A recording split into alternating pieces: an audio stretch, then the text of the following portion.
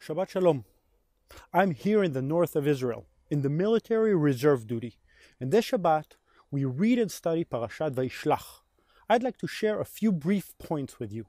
Today, I want to focus on two different points, two different verses, which together complete one another. The perfection of faithfulness and gratitude and military perfection. We live the balance between the faith and the physical reality. The first verse I want to talk about is the prayer that Jacob prays to God before his encounter with Esau, his brother. The prayer itself begins from chapter 32, verse 10. I am unworthy of all the kindness and faithfulness you have shown your servant. I had only my staff when I crossed this Jordan, but now I have become two camps. I like this verse because it's also a famous Israeli song. I'll share a link in the comments below. Jacob fled. He fled empty-handed, without anything, having endured many trials. And on his way back to the promised land, he remembers the one who protected him, sustained him, and even made him wealthy. How long do we remember a favor that has been done to us? To be grateful from the bottom of our hearts, we need to admit the truth, that we would not have succeeded without the help. We are people who need help. And the gift we receive from Yeshua is majestic. Jacob remembered all the good that God gave him and felt unworthy. I am unworthy of all the kindness, he says. Do we remember Yeshua enough? The one who gave us the gift of life? Especially while in the reserve military duty, I keep finding myself stopping and thinking, what a great thing God is doing here. Without a doubt, it's only thanks to God's promises that we return to the promised land. We reestablished the state of Israel. And now, I am part of the army of Israel, fulfilling the prophecies of the Bible.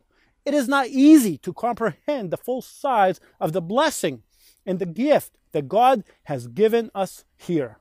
The second verse is from Genesis 32:7. It mentioned that Jacob was in great fear and distress. Rashi interprets this verse in a very interesting way. In fear means that Jacob was afraid of death. In distress means that Jacob was in distress, that he might kill others if indeed a war had broken out between him and Esau. I think this interpretation adds value to thoughts about the army.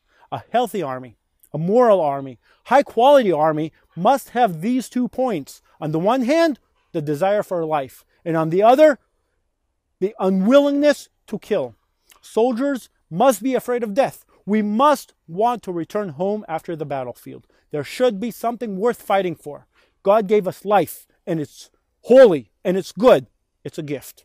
Furthermore, we must understand the sanctity of life towards others. A soldier who is bloodthirsty is not a good soldier. He seeks the quarrel, war, death.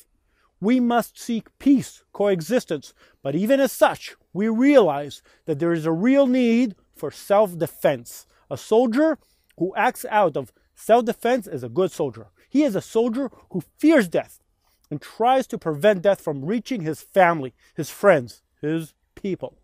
But also, there is the obligation to prevent unnecessary destruction and harm towards others. We believe in the sanctity of life. No Syrian child would dare stand in front of a Syrian army tank and throw stones at it. But a Palestinian child does this against an Israeli tank because he knows the moral difference between the teams of the 2 tanks.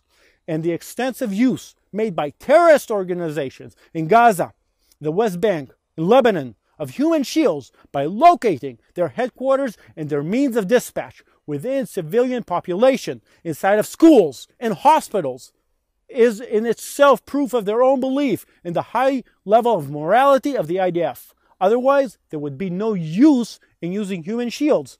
We believe in the sanctity of life. I am proud to be part of the IDF. On the one hand, we are here to guard our homes and to stop terror. And on the other hand, we believe in the sanctity of life. Learn and apply the purity of arms and humanity even in combat. I will add a link to the Purity of Arms Wiki. I am proud to be part of the fulfillment of prophecy. Shabbat Shalom.